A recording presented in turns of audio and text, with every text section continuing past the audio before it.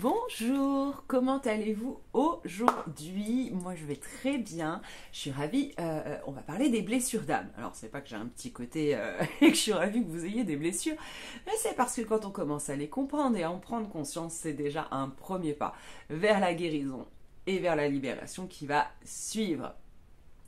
Alors les blessures de l'âme peuvent être extrêmement profondes et intemporelles. Toutes vos blessures d'enfance, mais également celles de vos vies antérieures, celles de vos ancêtres, peuvent vous atteindre dans votre vie actuelle. Les plus connues sont bien évidemment celles énoncées là dans ce livre, Les 5 blessures de Lise Bourbeau, et celui-ci que je trouve très sympa aussi, qui est une autre approche, mais que je trouve sympa. En tout cas très, très instructif. Pour pas, d'ailleurs, si vous voulez en savoir plus, je vous laisse lire ces livres, bien évidemment, qui peuvent vous aider. Moi, aujourd'hui, dans cette vidéo, je vais que vous donner un petit aperçu. Je ne vais pas aller en profondeur sur chacune des blessures.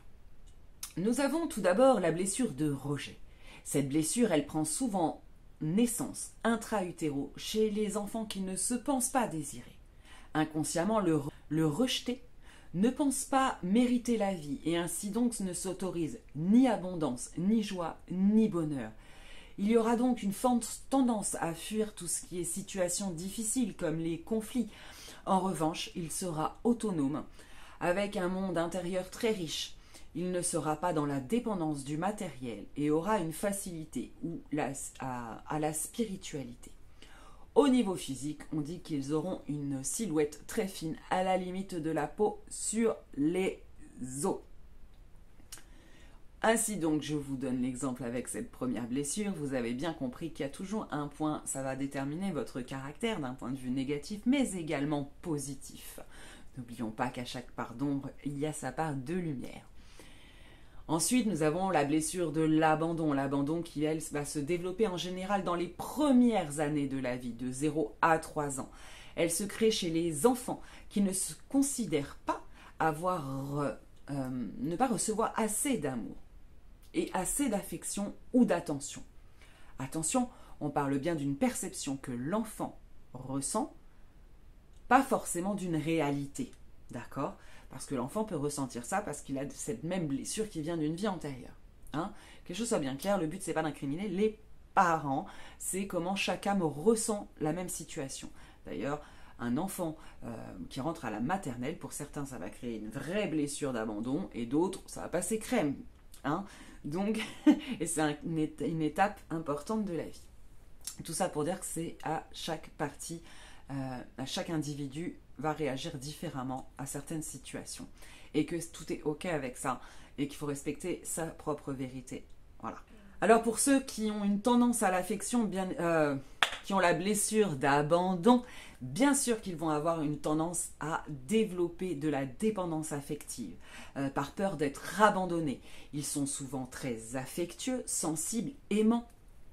Ce sont des personnes qui ont des besoins, une forte besoin d'attention et qui ont une tendance à un peu de mélancolie, il faut quand même bien le dire. Au niveau du corps physique, on dit qu'ils ont des parties à tendance un petit peu momolles. Voilà. Au niveau de l'humiliation, elle en général, elle apparaît également dans les premières années de notre vie, au moment de l'apprentissage de l'autonomie. Elle se crée lorsque l'enfant, dans son apprentissage, ne se sent pas respecté. Je vous explique, par exemple, l'enfant qui apprend à aller faire pipi au pot, donc il apprend la propreté.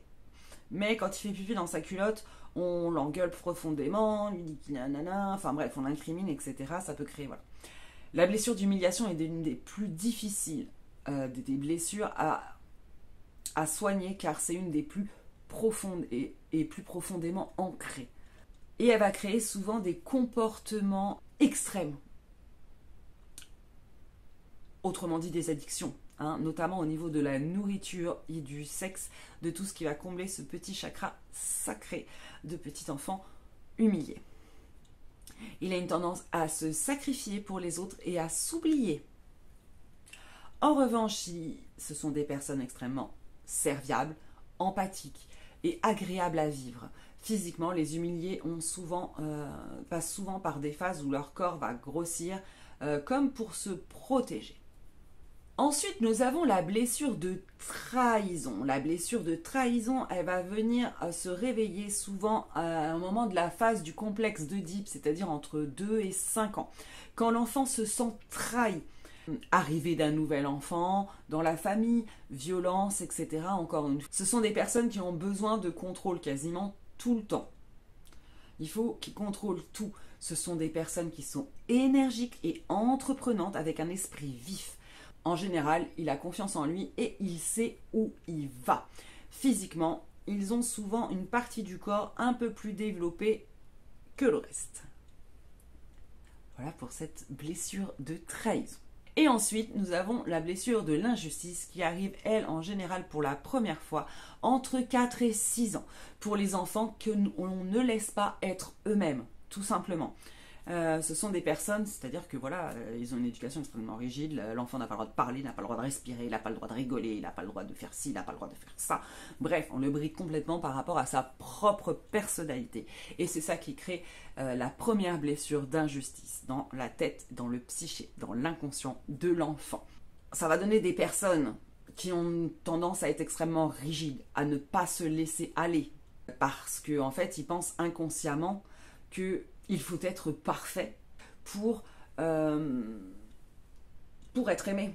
Cette blessure entraîne souvent donc beaucoup de rigidité chez la personne qui l'a subie. Ces personnes qui aiment l'ordre, qui sont souvent très organisées, la discipline, la rigueur, on va les retrouver souvent justement en opposition justement dans tous ces métiers des forces de l'ordre et tout ça, militaires, etc.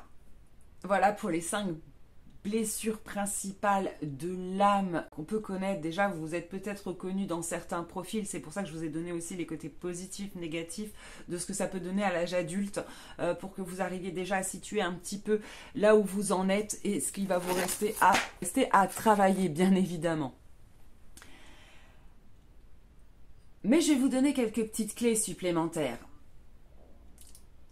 Souvent, le moment de la naissance, c'est déjà riche, vraiment riche d'enseignements par rapport au caractère du bébé qui va venir et de certains traumatismes qui ont eu lieu intra-utéro ou dans une vie antérieure. Par exemple, un bébé qui naît avec le cordon autour du cou, c'est souvent le signe d'une âme qui refuse de s'incarner et qui refuse de s'incarner. Des enfants qui ont du mal à sortir du ventre, qui font durer la grossesse après terme. C'est des enfants qui auront toujours du mal finalement à l'autonomie. Voilà des petites clés. Alors pour ma part, travaillant depuis quelques temps en tant que thérapeute, j'ai vu beaucoup de monde. Je me suis bien aperçue qu'il y avait bien d'autres blessures de l'âme. Nous pouvons avoir, par exemple, si vous avez eu des morts violentes ou dans la torture dans vos vies antérieures, vous pouvez en garder des forts traumatismes dans cette vie-là, des phobies, des choses comme ça. Voilà, un petit peu pour les blessures de l'âme. Je pense que je vous ai dit l'essentiel pour que vous sachiez vous reconnaître, ou pouvoir déceler chez vos proches aussi. Des fois, c'est rigolo. Enfin, c'est rigolo. Non, c'est cool. Mais en tout cas, vous aider à être peut-être plus dans l'acceptation de vous-même, de votre vie, de vos proches aussi, qui ont eux aussi des blessures. Et des fois, en prendre conscience, ça permet d'être plus tolérant et compatissant. Qu'est-ce que je voulais vous dire d'autre par rapport à tout ça?